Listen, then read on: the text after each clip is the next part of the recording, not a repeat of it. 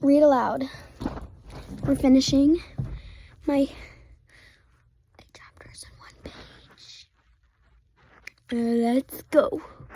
Also, if you have not seen the last videos, make sure you go to the first read aloud I've done, then the second one, then the third one, then the fourth one, and whatever number this is, because then the book will not make sense to you. So yeah.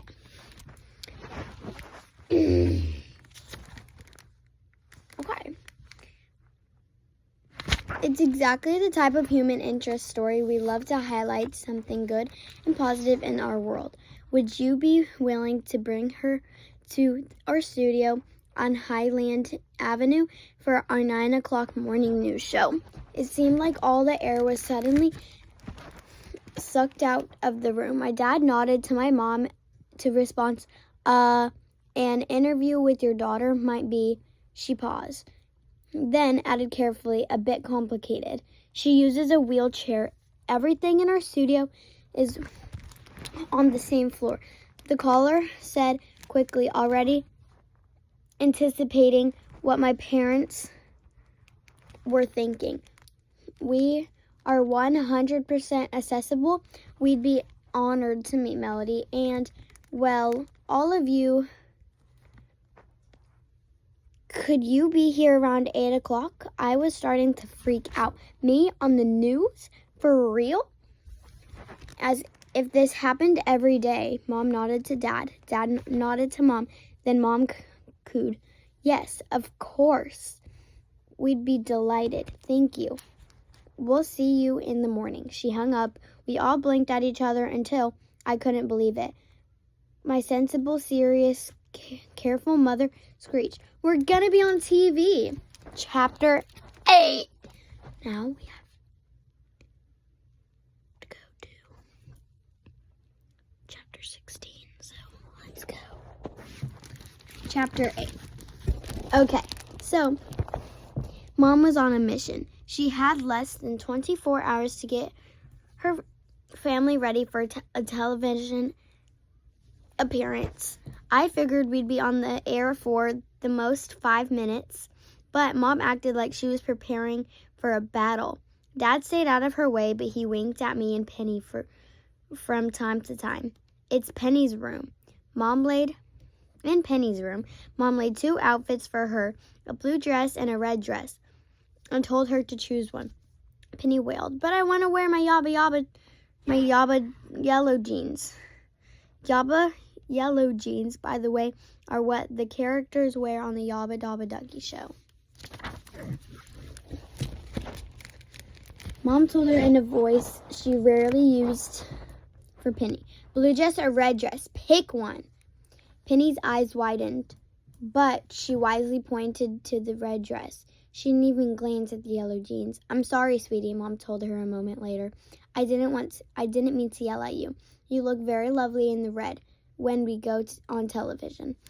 How we gonna get inside the TV? Penny asked, and it occurred to me that my sister had no idea how television programs worked. She just clicked the remote or tapped her table, and her shows magically appeared. But even I wasn't even completely sure of the technology process by broadcasting a television show. Mom explained, in the morning we are going to drive downtown on a television studio. Inside, there are cameras and lights with people who tell us the news. That's information about important things that are happening in the world. And for now, your sister has became a part of that news. So Dee Dee is important? Absolutely, Mom said. And so are you. And tomorrow all of us are going to be on morning newscast. Zillions of tiny details must be zooming through Mom's brain at the moment. Getting a family like ours ready for television was probably a little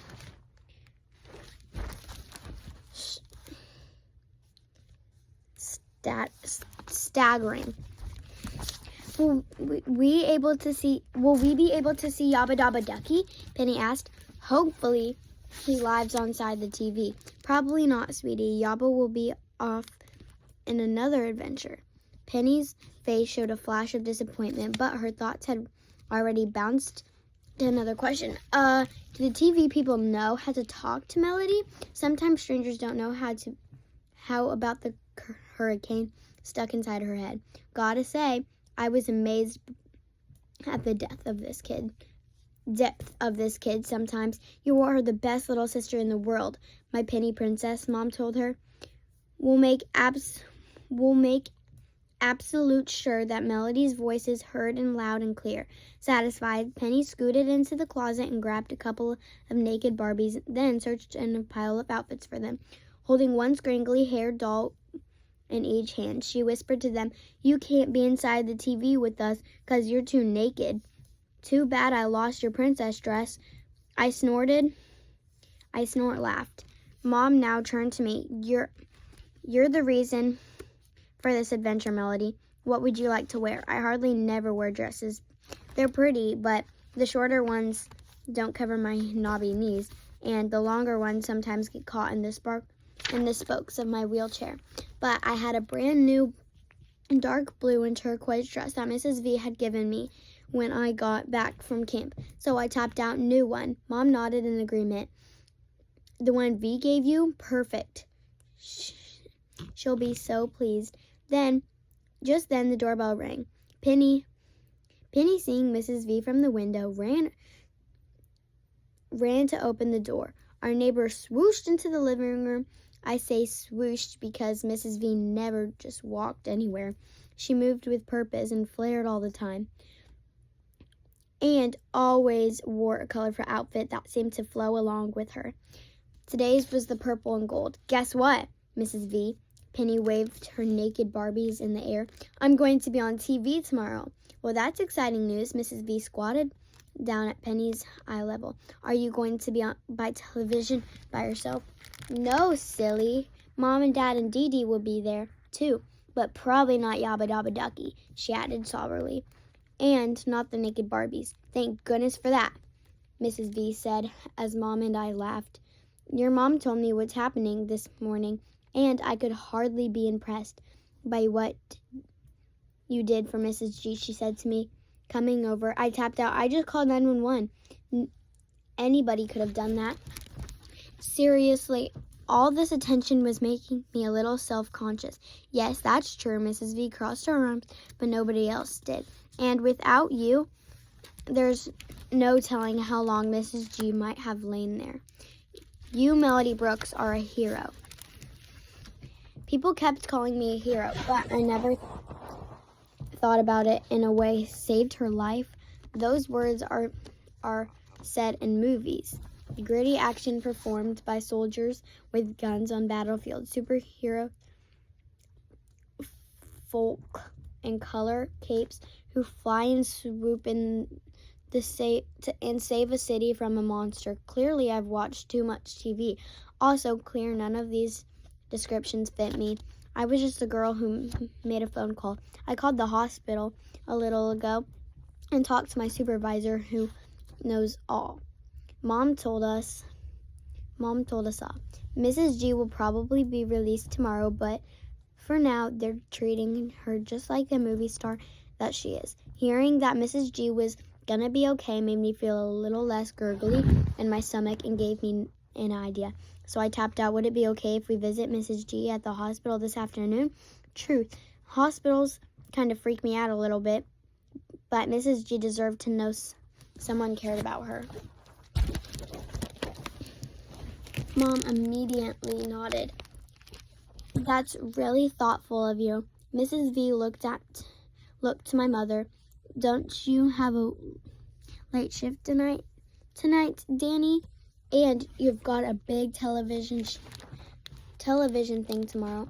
Why don't you let me and the girls go to see Mrs. G? Take some time to yourself this afternoon. I could see the relief and thanks on my mom's face. She didn't get too many kid-free afternoons. Bless you, Mrs. V, she said. I'd really appreciate that. That's what friends are for. Mrs. G sorta sang her answer. She's a trip. After lunch, a butter noodle and peanut butter on a spoon for me, the peanut butter and jelly on a raisin bread for Penny. Mom strapped Penny into the car seat in Mrs. V's car. Then she lifted me into a specially made for me much larger car seat. Mrs. G had duplicates for everything we needed.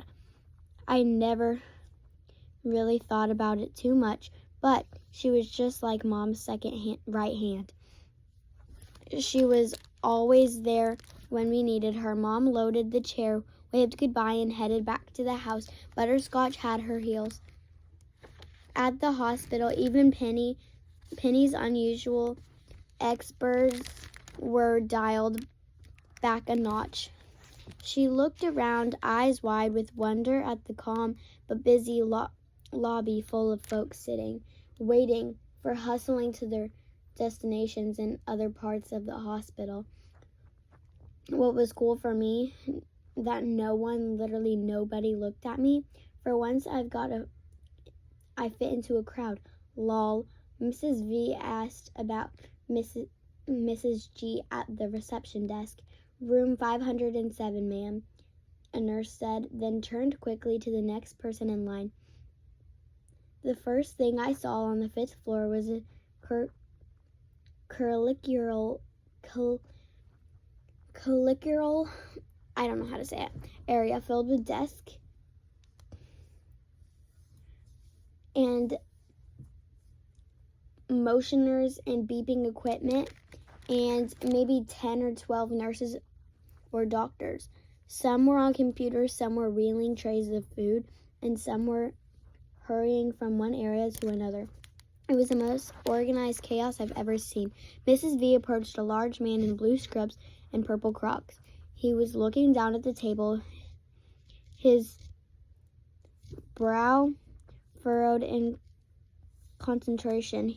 She cleared her throat. Excuse me, sir. We're looking for room 507. Can you point us in that direction? The guy looked up with a grin. You're here to see Mrs. G. What a wonderful lady. Her room is the 6th one on the left. He nodded in that direction. Glad she's got some visitors. Mrs. V thanked him. Each room we passed had a tag outside it, stating the patient's name in bold letters. The halls themselves were decorated with murals of flowers and birds.